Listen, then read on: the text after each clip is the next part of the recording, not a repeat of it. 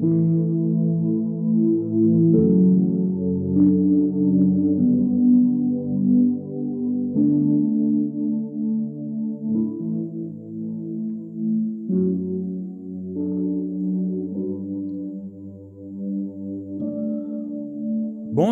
et bienvenue à Communion au quotidien pour ce samedi 11 juin 2022. Le sujet pour ce matin complète les deux méditations précédentes concernant les privilèges octroyés par Dieu à ceux qui sont nés de nouveau, donc nés dans la famille de Dieu. Il s'agit de l'adoption. Nous avons déjà abordé l'élection et la prédestination. Le terme grec qui traduit adoption, c'est huiothesia. Ce mot signifie être placé en position de fils, de fille, et ce mot décrit les privilèges, de même que la nouvelle position acquise par le croyant en Christ. Paul Enns explique que ce mot vient de la tradition romaine selon laquelle, lors d'une cérémonie officielle, il est conféré au fils adoptif tous les droits d'un fils biologique. 4 faits en découlent. Premièrement, la personne adoptée perd tout droit dans sa famille biologique et acquiert tous les droits d'un fils totalement légitime dans sa nouvelle famille. Il devient héritier des biens de son nouveau père. Troisièmement, toute trace de l'ancienne vie du fils adoptif était totalement effacée. Et enfin, quatrièmement, aux yeux de la loi, le fils adoptif devient le fils de son nouveau père dans un sens littéral et absolu.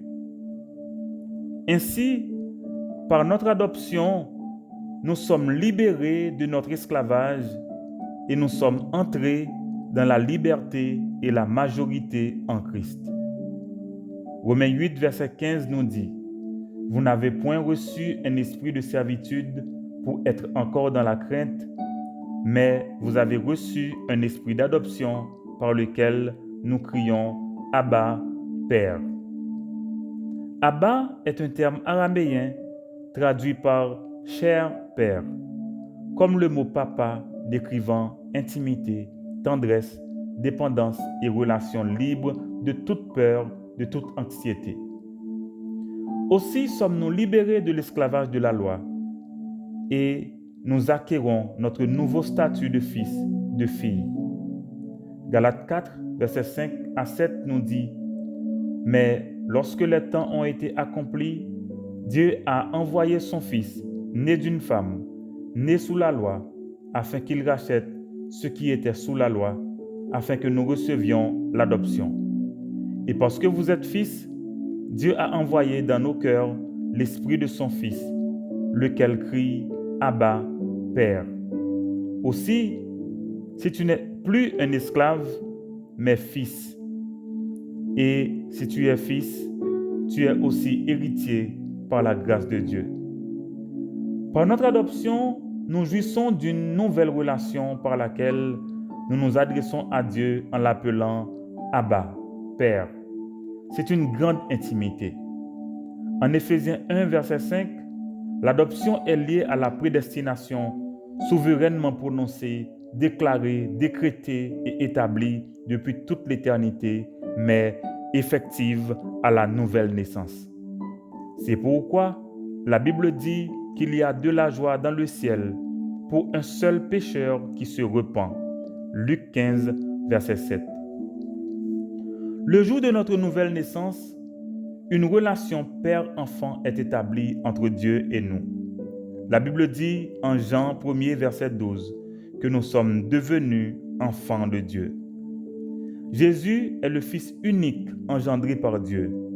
Cependant, lorsque nous acceptons Christ, le Fils de Dieu, comme notre Sauveur, la filiation est établie. Jésus dit en Jean 20, verset 17, « Je monte vers mon Père, votre Père, vers mon Dieu, votre Dieu. » En 1 Jean 3, verset 1er, nous lisons « Oh, voyez quel amour le Père nous a témoigné pour que nous soyons appelés enfants de Dieu. Et nous le sommes. Amis, imaginons l'admiration, l'excitation et l'émerveillement devant tant d'amour du Père, d'être appelés enfants de Dieu. Êtes-vous né de nouveau? C'est une question gênante, peut-être, mais j'ose encore vous la poser. Êtes-vous né de nouveau? C'est une question fondamentale et si importante qu'il est une obligation que chacun y réponde et y pense sérieusement. Car de la réponse positive à cette question dépend toute une mobilisation du ciel en faveur de celui qui se repent et place sa confiance, sa foi en Jésus-Christ pour naître dans la famille de Dieu et jouir tant de la présence de Dieu que de la communion avec lui. Donc, notre sécurité est garantie en Christ par le Père et tous nos besoins peuvent être comblés en lui. Mais ce qui importe le plus, notre adoption nous confère une nature divine, la même que notre Père céleste et son Fils Jésus-Christ. Amis, ne ratez pas cette opportunité franche. Prions ensemble. Abba, Père d'amour, je te rends grâce pour l'adoption que tu as souverainement décrétée et arrêtée en faveur de chaque croyant, en ma faveur.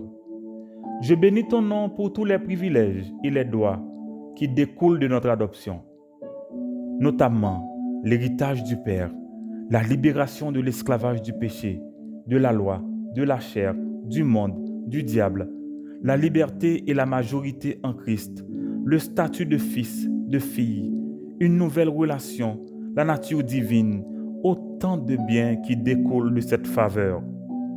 Je te remercie pour cet amour incomparable manifesté envers moi, envers chaque croyant. Je te demande, Père, de donner à chaque croyant, notamment ceux connectés à notre service, de prendre conscience de cette grâce surabondante découlant de leur naissance spirituelle pour marcher de manière digne de leur vocation en Christ. Je t'en supplie, Père, de convaincre ceux et celles connectés à notre service qui ne sont pas encore nés de nouveau de la nécessité de dire oui à Christ en vue d'activer le ciel en leur faveur pour ta gloire et leur salut. Au nom de Jésus, je déclare effective et exaucée cette prière faite en conformité avec ta volonté. Guéris nos malades, réconforte ceux et celles qui sont endeuillés. Vois notre pays et aie pitié. Suscite une génération d'hommes et de femmes crédibles pour redresser la barque de notre pays et la mettre sur la voie du progrès et du développement durable. Au nom de Jésus, je prie. Amen, Amen et Amen. Amis, vous qui êtes connectés à notre service, si vous êtes déjà nés de nouveau, je vous encourage à prendre conscience de votre adoption par Dieu en Jésus-Christ, en sorte que vous viviez en fonction de votre identité en Christ et influenciez d'autres cœurs par l'Évangile. Vous qui n'êtes pas encore nés de nouveau, c'est-à-dire qui n'avez pas encore placé votre confiance en Jésus-Christ pour votre salut, je vous conseille de prendre au sérieux cette aventure glorieuse qui vous interpelle pour jouir du bonheur de connaître Dieu et sa parole. Et c'est ma prière que tous, vous deveniez disciples de Jésus-Christ par la foi en Christ et en partageant votre foi avec d'autres personnes. Amis, si Dieu vous adopte dans sa famille, il n'y a rien qu'il ne puisse vous donner. Faisons-lui confiance. Faisons-lui connaître aussi nos besoins et sa paix envahira notre vie. Changeons de vie par notre foi. Je vous souhaite une excellente journée avec Dieu.